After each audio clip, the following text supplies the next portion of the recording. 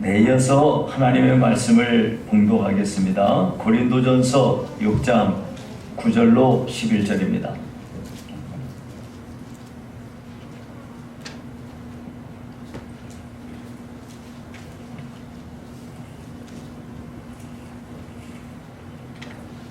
제가 봉독해 드리겠습니다. 불의한 자가 하나님의 나라를 유업으로 받지 못할 줄을 알지 못하느냐? 미혹을 받지 말라.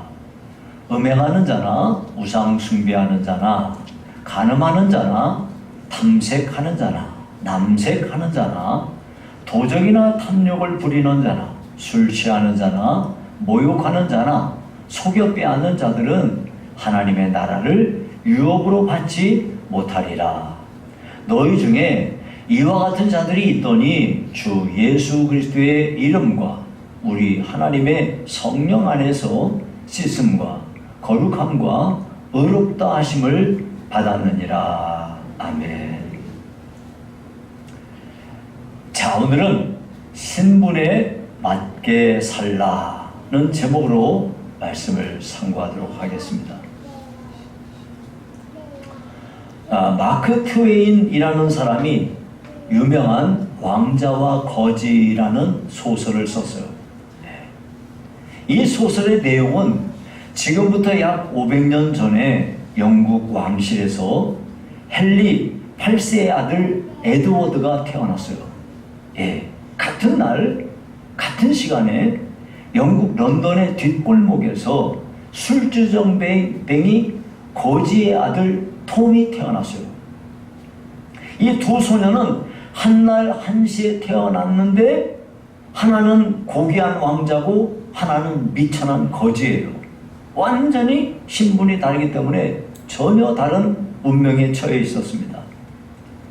왕자 에드워드는 왕궁에서 부귀영화를 누리며 살았고, 거지 톰은 구걸에 오라고 닥달하는 아버지한테 매맞고 굶주리고 학대받으면서 그렇게 자랐어요.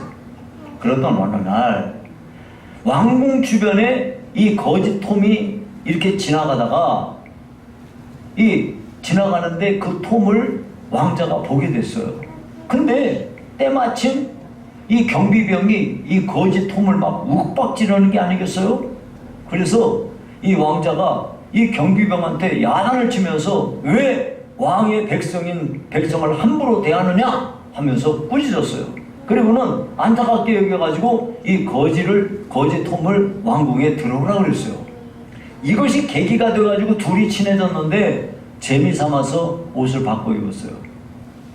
놀랍게도 거지 톰하고 왕자 에드워드가 똑같이 생겨가지고 키도 똑같고 그래가지고 겉보기에는 둘이 구분이 안 되는 거야.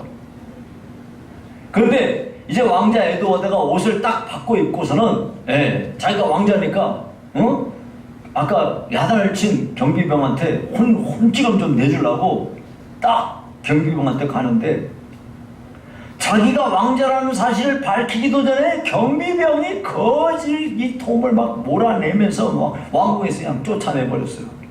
졸지에 왕궁에서 쫓겨나가지고 이제 거지로 전락을 해버린 거예요. 왕궁에 남아있는 톰은 이 거지는 졸지에 왕자가 돼버렸는데 아는 게 있어야지. 아무것도 모르니까 근데 왕자가 이상한 행동을 하니까 왕자가 미쳤다 이런 소문이 번졌단 말이에요. 아무것도 모르니까 이렇게 하니까 사람들한테 그래도 예법도 배우고 책도 읽고 하면서 왕자로서 해야 될 일을 하게 됐습니다. 이렇게 해서 톰은 갑자기 왕자 신분이 되어가지고 호의고시하면서 지냈지만은 자기가 이 왕자라고 하는 자리가 자기한테 너무나 불편하고 불안하기 그지가 없었어요. 한편 왕자 에드워드는 졸지에 거지가 돼가지고 거지 소굴로 들어가서 거기 가서 죽도록 고생을 하고 심지어 죽을 뻔한 상황을 맞이하게 됐어요. 이 무지막지한 상황 속에서 그래도 자기가 왕자라는 사실 때문에 자부심을 갖고 살았어요. 이렇게 하다가 자기를 위기에서 건져준 기사 마일스라는 사람이 있었는데 이 마일스한테 내가 왕이 되면 자네를 귀족의 지위에 하사하게 놓라 이렇게 하니까 저 미친놈이 그랬단 말이에요. 예. 드디어 왕자가 이제 왕위를 물려받는 대관식이 열리게 돼서 이 백성들이 막 쫙 모여들고 엄청난 날이 됐는데 이 사람 틈바구니에서 이 왕자 에드워드가 소리 지르면서 내가 왕자야! 내가 왕자야! 막 소리를 질러대니까 뭔 소리야! 막 이렇게 하는데 그때 거지 톰도 자기가 왕자가 아니고 저분이 진짜 왕자라고 이렇게 하면서 사태가 수습이 돼서 본래의 자리로 돌아가게 되었다는 소설입니다. 여러분, 이 소설을 통해서 사람이요 신분이 바뀌어지잖아요. 그러면은 그 신분에 걸맞는 삶을 살게 된다는 것을 잘 보여주고 있습니다. 여러분, 우리는 예수를 믿게 되면서 우리는 사탄의 자식이라는 신분을 갖고 있던 우리가 하나님의 자녀의 신분을 우리가 갖게 되었습니다. 그런데 오늘 우리가 읽은 이 본문의 고린도 전서에 보니까 예수를 믿은 성도들이 자신의 신분을 망각하고 예수 믿기 전 이방인으로 살 때의 그런 삶을 사는 사람이 있다는 거예요. 그래서 오늘 우리는 그리스도인의 신분에 걸맞는 삶을 산다는 것이 얼마나 중요한가 하는 문제에 대해서 살펴보고자 합니다. 그래서 첫 번째는 불의한 자들의 삶이 어떠한 것인지, 그리고 두 번째 불의한 자들의 삶의 그 심판이 어떤 것인지, 세 번째 우리는 그리스도의 신분이 무엇인지 이것에 대해서 오늘 살펴보도록 합니다. 자, 첫 번째 불의한 자들의 삶은 어떤 겁니까? 8절과 9절에 보니까 이렇게 되어 있어요. 불의한 자가 하나님의 나라를 유업으로 받지 못할 줄을 알지 못하느냐? 미혹을 받지 말라. 음행하는 자나 우상 숭배하는 자나 간음하는 자나 탐색하는 자나 남색하는 자나 도적이나 탐욕을 부리는 자나 술 취하는 자나 모욕하는 자나 속여 빼앗는 자들은 그랬어요. 여기 보니까 10가지가 나오거든요. 10가지. 하나님 없이 사는 사람들의 삶을 이야기하는 건데 그것을 보고 불의한 자가 그랬어요. 불의한 자라는 것을 여러 가지 그 의미가 있지만은 이것을 한마디로 우리식으로 쉽게 말하자면 하나님 믿지 않고 사는 사람들, 이런 사람들을 통칭하여 말하는 거예요. 이런 사람들의 삶이라는 게 뭐냐? 여기 나오지 않습니까? 여기에 지금 음행하는 자, 우상 숭배하는 자, 간음하는 자, 탐색하는 자, 남색하는 자, 도적, 또 탐욕을 부리는 자, 술 취하는 자, 모욕하는 자, 속여 빼앗는 자, 이런 자들에 대한 것을 쭉 이야기하고 있는데 어찌 10가지만 되겠습니까?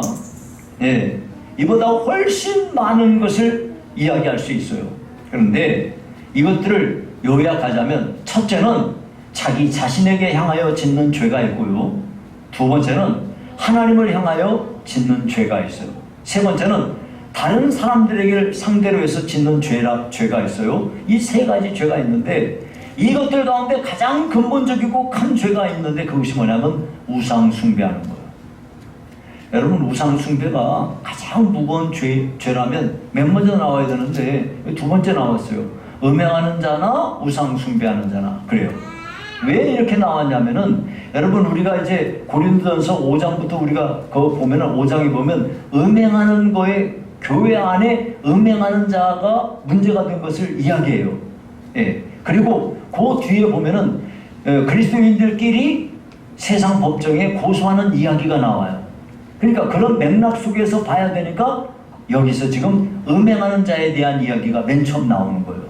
그렇게 됐을 뿐이지 가장 무겁고 중한 죄는 우상 숭배하는 죄예요. 여러분, 우상 숭배라는 게 뭐냐면 하나님께서 창조하신 자연세계 만물들을 보고 창조주이신 하나님을 섬기고 경배해야 되는데 하나님이 창조하신 피조물을 경배하고 찬양하고 있으니 이것이 바로 이런 태도가 우상 숭배하는 것입니다. 사실 여러분, 하나님은요 이 세상에 천하 만물을 창조하실 때 그 창조하신 피조물 안에 창조주이신 하나님의 능력과 신성을 잘 드러내고 계세요. 그래서 어떤 사람이든지 이 세상에 있는 만물을 자세히 관찰하다 보면 이 피조물 안에 존재하고 있는 놀라운 질서와 이걸 보면서 입이 딱 벌어지지 않을 사람이 없어요. 너무 야 어떻게 이렇게 와 이렇게 된단 말이에요. 그래서 인간이 자연세계를 정직하게 잘 관찰하게 되면은 자연스럽게 이와 같은 것을 지으신 창조주가 계시구나 하고 창조주를 인정할 수밖에 없게 되는 겁니다. 그러니까 하나님은 처음부터 사람을 세상에 두실 때 천하 만물을 보고 이 천하 만물 속에 하나님이라는 존재가 증거한다는 이런 내면적인 그런 것을 우리에게 주신 거예요. 그런데 사람들이 그런 걸 알면서도 하나님을 믿지 않기로 스스로 결심하는 거죠. 안 믿기로 하는 거예요. 이것이 우연이라는 거예요. 이것이 우연이라고요? 여러분 제가 예를 들어 볼게요. 보잉 747기가요. 이게 부품이 한 100만 개 이상이 된대요. 그러면 이 보잉 747기 이 비행기 사람들 수송하고 다니는 이 여객기 그 비행기가 어떻게 생겨난 거예요? 어떤 사람이 그 비행기를 머릿속에 구상하고 이것을 설계해가지고서 그 설계에 따라서 각 부품들을 여러 가지 부품을 만들어가지고 이걸 기술자들이 조립을 시켜가지고 비행기 만드는 거 아니에요? 이거 아니라고 우길 사람이 누가 있어요? 다 이건 인정하는 거예요. 그런데요, 보잉 747기보다 몇 억 배, 아니 몇 천억 배, 아니 몇 천조 배, 아니 무한대할 정도로 정교한 구조로 이루어져 있는 이 자연세계 이런 것을 보면서 이것이 우연히 생겼다고 우긴다면 이야 그건 정말 그거는 그 믿음이지 그 믿음이 아니고는 안 돼요. 이 세상은 하나님이 창조하지 않으셨어 라고 하는 그런 믿음을 가지고 있으니까 그게 가능한 거지 어찌 이것이 우연히 생겼다고 말할 수 있겠어요. 분명한 것은 이와 같은 놀라운 자연세계보다도 훨씬 크고 엄청난 존재가 계셔서 이 세상에 대하여 머리로 구상하시고 이것을 설계하시고 그 설계에 따라서 이렇게 구체적으로 세상을 만드신 것이라는 것을 우리가 분명히 알 수 있습니다. 그 어떤 존재, 이것을 구상하시고 이것을 설계하시고 이것을 만들어내신 그분이 바로 우리가 믿는 여호와 하나님이시다 그 말이에요. 그러므로 이 놀라운 세계를 지으신 창조주 하나님을 섬기고 경배하고 예배를 해야 되지 창조주이신 하나님이 만드신 그 피조물을 바라보고 그걸 섬긴다는 것이 그것이 얼마나 우스운 일이겠어요. 그게 바로 우상숭배다 하는 거예요. 따라서 우상숭배는 하나님과의 관계에서 인간이 범하는 가장 무겁고 가장 무서운 죄에 해당하는 것입니다. 여러분 예를 들어봐요. 어떤 사람이 다른 사람들한테 무지무지 친절해요. 어떻게 친절하고 예의가 바르고 얼마나 성실하게 모든 일을 잘해요. 근데 정작 자기를 낳아주신 부모님께 무례하고 부모님에게 욕을 해대고 이런 자가 있다고 한다면 그 사람이 다른 사람들한테 친절하고 예의 바르고 한 게 무슨 소용이겠어요? 그건 사람 가치도 없는 거죠. 똑같은 거예요.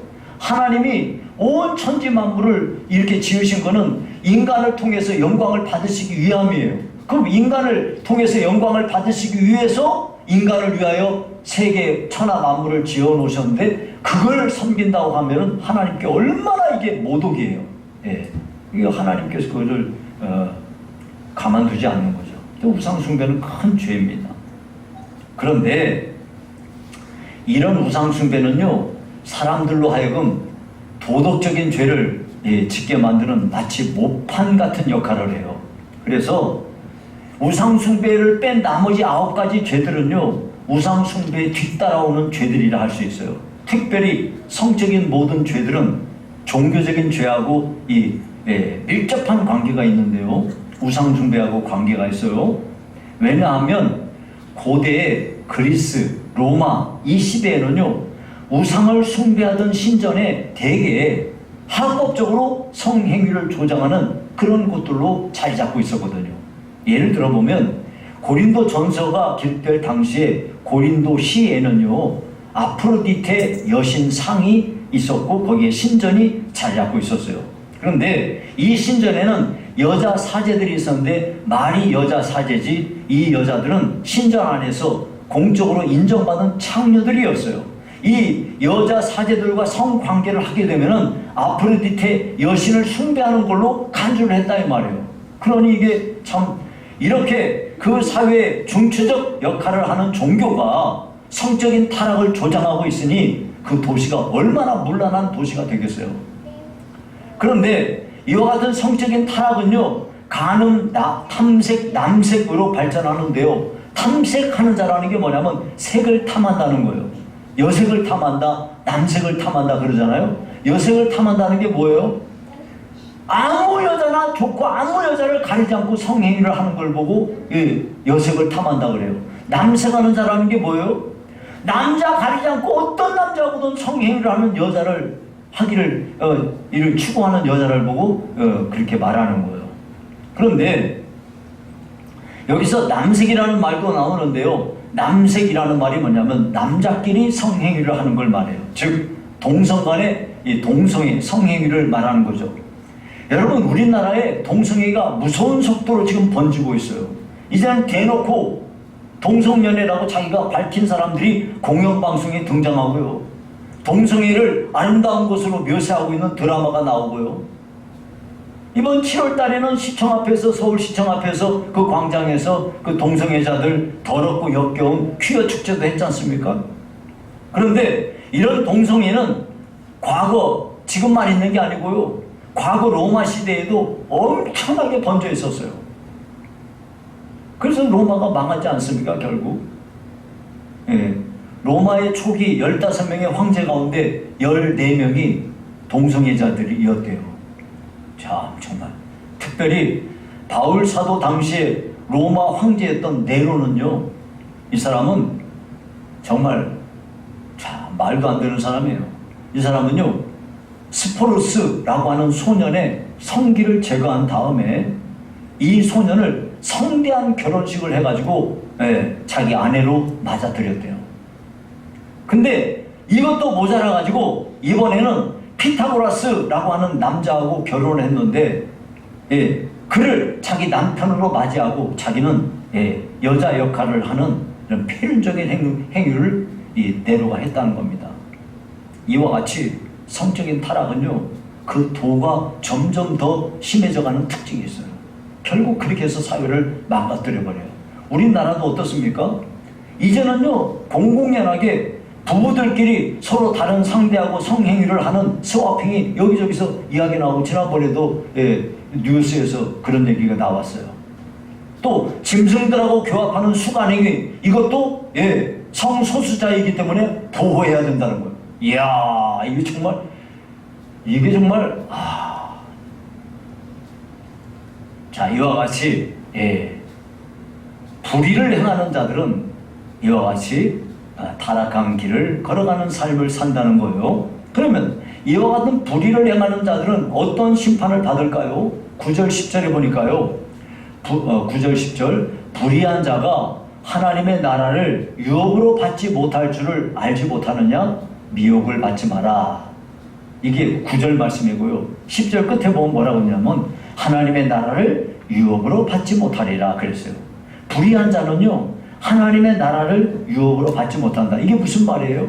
천국 못 간다 그 말이에요. 불의를 행하는 것은 하나님의 나라와 정면으로 대치되는 악인데요, 하나님은 불의한 자를 미워하십니다. 따라서 불의를 행하는 자는 하나님과 원수가 되어서 하나님 나라에 못 들어가는 거예요. 오직 인간은 예수 그리스도의 의를 힘입은 자들만이 하나님의 나라에 들어갈 수 있는 것입니다. 그런데 예수를 믿노라 하면서도 거기에 합당한 삶을 살려고 하지 않고 이렇게 하는 것은 그리스도의 의를 헛되게 하는 악을 범하는 행위가 되는 것이죠. 그런데 악한 자들은요, 어떻게 하느냐, 불의한 자가 하나님 나라에 들어가지 못한다는 진리를 왜곡해요. 그래가지고 이런 자들이 너 알지 못하느냐, 미혹을 받지 말라 하고 성경에 경고하고 있는 거예요. 절대로 그렇게 거짓말하는 자들 말을 들어서는 안 돼요. 악한 자들은 이렇게 악을 행하는 자, 불의한 자는 하나님 나라에 들어가지 못한다. 이렇게 경고하고 있습니다. 자, 그러면 우리가 세 번째 그리스도의 신분에 대해서 다시 한번 우리가 우리 자신이 누군가 살펴보는 시간을 가져야 되겠어요. 11절에 보니까 이랬습니다. 너희 중에 이와 같은 자들이 있더니, 이와 같은 자들이 있더니 이게 뭔 말이에요? 불의한 자들처럼 살아가던 삶을 사는 사람들이 있었다. 있더니 주 예수 그리스도의 이름과 우리 하나님의 성령 안에서 씻음과 거룩함과 의롭다 하심을 받았느니라. 그래요. 하나님을 알지 못하고 불의한 길을 걸어오던 사람들이 예수 그리스도의 이름으로 그리고 성령 안에서 이 사람이 변화돼 가지고 씻김을 받고 거룩함을 얻고 의롭다함을 얻었다 하는 이야기가 여기 말씀하고 있습니다. 그러니까 이 말씀은 너희 가운데 불의한 자들이 있더니 지금은 의롭다함을 얻었다, 그렇게 쉽게 표현할 수가 있는 것이죠.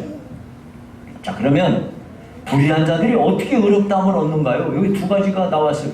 다시 한번 봐줘보세요. 11절에 거기 보니까 주 예수 그리스도의 이름과 첫째, 두 번째 우리 하나님의 성령 안에서 이 일이 벌어졌다는 거예요. 예수 그리스도의 이름 때문에 또 성령으로 인하여 우리가 깨끗하고 의로운 사람으로 변화되었다 하는 것입니다. 그럼 여러분, 예수 그리스도의 이름이 대체 뭐길래 우리를 변화시키는 걸까요? 여러분, 하나님께서 이 세상을 구원하실 구세주를 보내실 때 그 구세주의 이름을 예수라고 하셨어요. 마태복음 1장 21절에 보니까 아들을 낳으리니 이름을 예수라 하라. 이는 그가 자기 백성을 그들의 죄에서 구원할 자이심이라 하니라. 여러분, 예수님 당시에 예수라는 이름은 매우 흔한 이름이에요. 근데 그 예수라는 이름이 무슨 뜻이냐? 여호와는 구원이시다는 뜻이에요. 여호와는 구원이시다. 그러니까 구원하는 자라는 뜻이 바로 예수라는 뜻이에요. 그래서 이것을 여러분 구분하기 위해서 예수 그리스도라고 하기도 하고 그리스도 예수라고 하기도 하고 나사렛 예수 이렇게 표현하는 이유는 여러 이 예수라는 이름이 많이 있기 때문에 그걸 구분짓기 위해서 그렇게 하는 거예요. 그러면 예수님의 이름을 왜 예수라 하느냐? 구원하는 자라는 이름을 가지고 있기 때문에 그렇게 말한 거죠. 무엇을 구원합니까? 누구를 구원합니까? 자기 백성을 구원하는 겁니다. 그러면 자기 백성의 무엇을 구원합니까? 자기 백성들이 가지고 있는 그들의 죄로부터 그들을 구원하시는 분이시다 하는 거예요. 그러니까 우리들도 예수 믿어 구원을 받습니다. 그러면 우리는 하나님의 예수 그리스도의 백성으로서 우리 주님께서 우리의 죄를 깨끗이 씻어내시고 죄로부터 우리를 구원하시는 분으로 우리를 이와 같이 불러주신 것입니다. 그런데 이 예수라고 하는 그 이름은요, 참 놀라운 이름이죠. 그러니까 그리고 예수 다음에 그럼 뭐라고 그랬습니까? 그리스도라고 했어요. 그리스도라는 뜻은요, 기름 부음을 받은 자라는 뜻이죠. 기름 부음을 받은 자. 구약 시대에는 왕하고 제사장, 선지자 이런 사람들을 세울 때는 특별히 동물의 뼈에다가 기름을 이렇게 채워가지고 머리에 부으면서 그를 그렇게 왕의 위치에 세우고 제사장, 선지자 이렇게 세웠다 이 말이에요. 그래서 그리스도, 메시아라고 하는 건 똑같은 말이에요. 메시아라는 말은 히브리 말이고 그리스도라는 말은 헬라 말이에요. 그렇지만 내용은 똑같은 말이에요. 자, 그런데 예수님도 그리스도라 하는 말은 무슨 이야기예요? 예수님 당신은 왕이시며 예수님 당신은 제사장이시며 예수님 당신은 선지자이십니다. 그래서 예수님은 삼중직을 가진 분이다. 예수 그리스도의 삼중직이라고 표현하고 있는 거예요. 예수님은 온 세상을 자기 백성을 통치하시는 왕이시며 우리 사람들 죄로 인하여 하나님께 나아갈 수 없는 자들에게 그 제사를 통하여 하나님께 나아갈 수 있는 길을 중재하시는 그 중재자로서의 제사장적 사명을 감당하는 분이시며 그리고 사람들에게 하나님의 뜻이 무엇인지, 하나님의 말씀이 무엇인지를 밝히 보여주시는 선지자적 역할을 하시는 분이 예수님이시다 하는 것을 우리에게 가르치는 거예요. 그래서 예수 그리스도라고 말하는 겁니다. 예수님 말고는 그 누구한테도 그리스도라는 말을 안 써요. 오직 예수님에게만 그리스도라고 하는 거예요. 자, 이렇게 놀라운 이름을 가지신 분이시기 때문에 예수 그리스도의 그 이름에는 권세가 있고, 예수 그리스도의 이름으로 병든 자가 치료를 받고 귀신이 쫓겨나가고 그러는 거예요. 예, 사도행전에 보니까 베드로가 요한과 더불어서 기도 시간에 기도하려고 성전에 올라가는데, 성전 그 미문이라고 하는 그 미문을 통해서 가는데 거기에 구걸하는 분이 한 분 있었어요. 나면서부터 한 번도 걸어본 적이 없는 사람이 한 분 주십시오 했어요. 그랬더니 베드로가 요한과 더불어서 그 사람을 주목하여 보면서 이렇게 말했어요. 사도행전 3장 6절에 은과 금은 내게 없거니와 내게 있는 이것을 내게 주노니 나사렛 예수 그리스도의 이름으로 일어나 걸어라 하면서 손을 잡고 오른손으로 잡아서 일으키니까 발과 발목에 힘이 생기면서 이 사람이 걷고 뛰어버렸다 이거예요. 이 놀라운 일이 예수 그리스도의 이름으로 일어났다 이거예요. 예. 뿐만 아니라 예수 그리스도의 이름으로 귀신이, 그 군대 귀신이 쫓겨나가지는 않는가, 온갖 병든 사람이 치료를 받지 않는가, 심지어 죽은 자도 살아나는 역사가 일어나게 된 거예요. 그래서 예수님의 이름으로 씻김을 받고 거룩함을 얻고 의롭다함을 얻게 되는 겁니다. 자, 그런데 이 일은 어떻게 일어나느냐? 이 일이 그 뒤에 보니까 하나님의 성령으로 이 일이 일어나는 겁니다. 예수 그리스도의 이름이 이렇게 놀라운 그 능력이 있고 권세가 있는데, 이 권세, 이 능력은 어떻게 해서 나타나느냐? 성령으로 나타나는 거예요. 그러니까 예수께서 나의 죄 가운데서 나를 구원하시기 위해서 나를 대신해서 나의 모든 죄를 담당하셨다는 거, 그리고 내 죄를 위해서 십자가에서 나 대신 죽으셨다는 거, 그리고 나를 의롭다하게 하기 위해서 죽은 지 3일 만에 부활하셨다는 거, 이런 사실들을 믿는 거, 이런 사실을 믿는 그런 사람에게서 예수 그리스도의 이름이 선포되어질 때에 하나님은 그 이름으로 놀라운 역사를 일으켜 주시는 겁니다. 그러니까 이와 같이 예수 그리스도의 이름과 성령으로 성도들은 우리가 깨끗이 죄로부터 씻김을 받는 거예요. 그리고 우리가 거룩하게 되어지는 겁니다. 원래 우리가 거룩한 자들이 아니에요. 거룩하다는 말은 구별되었다는 말이에요. 구별되었다. 우리는요, 세상에 하나님 알지 못하는 사람들하고 똑같이 섞여서 똑같이 살았어요. 그런데 예수를 믿은 이후에 우리는 그들과 구별된 사람이 되었어요. 우리가 변했다니까요. 우리가 예수 믿고 난 뒤에 얼굴이 변해요. 말투가 변하고요, 생각이 바뀌어지고요, 태도가 바뀌어지고, 성품이 바뀌어지고, 가치관이 바뀌어지고, 모든 게 싹 바뀌어요. 그러다 보니까 거룩한 사람으로 우리가 세워져 가는 것입니다. 이처럼 우리는 예수 그리스도의 이름과 성령으로 불의한 자였던 우리가 의롭다 하심을 얻은 자로 세워지게 된 겁니다. 이렇게 해서 우리는 하나님 앞에서 하나님의 자녀라는 신분을 얻게 된 거예요. 그러면 우리가 이와 같이 불의한 자들로 살던 이 마귀의 자식이라는 그런 신분으로 살던 우리가 하나님의 자녀라는 신분으로 변화가 되었으면은 마땅히 바뀌어진 신분에 따라서 우리가 살아야 되는 거지. 우리의 신분이 바뀌었는데도 여전히 예수님 안 믿을 때 살아가던 삶의 방식을 되풀이해서 되겠느냐는 거예요. 우리 그리스도인은 하나님의 자녀라고 하는 자기 정체성을 잃어버려서는 안 돼요. 그래서 우리의 신분에 걸맞게 우리가 살아가야만 하는 것입니다.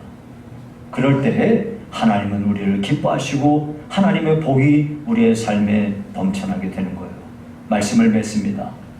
우리 그리스도인들은 하나님을 믿지 않는 이방인의 신분에 있었어요. 하지만 우리가 예수를 믿고 난 뒤에는 하나님의 백성이라는 신분을 우리가 갖게 되었어요. 완전히 신분이 뒤바뀌어버린 겁니다. 그런데 신분이 바뀌었음에도 불구하고 불신자의 그런 삶의 방식을 답습하고 있다면 이게 얼마나 답답한 일이겠어요. 성경은 분명히 말씀합니다. 베드로전서 2장 9절에 이렇게 말해요. 그리스도인이 어떤 신분을 가지고 있는가? 너희는 택하신 족속이요 왕같은 제사장들이요 거룩한 나라요 그의 소유가 된 백성이니 그랬어요. 또 이사야 43장 1절에 보니까 내가 너를 구속하였고 내가 너를 지명하여 불렀나니 너는 내 것이라. 이렇게 우리의 신분은 하나님의 자녀라는 신분이요 하나님의 소유가 된 자들이에요. 그러므로 우리는 하나님께서 우리를 하나님의 자녀라는 신분을 주신 자로서 신분에 걸맞는 삶을 살아야 됩니다. 물론 우리가 예수를 믿어서 하나님의 자녀라는 신분을 갖고 있음에도 불구하고 우리가 부족해서 쓰러지고 넘어질 때가 있어요. 그렇다고 해서 우리 신분이 마귀 자식의 신분으로 바뀌어지는 건 아니에요. 우리가 하나님의 자녀로서의 신분을 한 번 얻었으면 그건 끝까지 가는 거예요. 아버지가 자식 너 밉다고 너 시키 너 호적에서 너 파버려. 호적에서 팠다고 해서 자식 안 되는 건 아니에요. 그냥 자식이에요. 똑같은 거예요. 우리가 하나님의 자녀가 한 번 되었으면 끝까지 가는 거예요. 그렇다고 한다면 우리에게는 중요한 책임이 있어요. 무슨 책임입니까? 내가 하나님의 아들이요 하나님의 딸이라는 그런 나의 신분에 걸맞게 살아가야 될 책임이 우리에게 주어지는 거예요. 지금 이 성경의 본문은 우리에게 그것을 요구하고 있어요.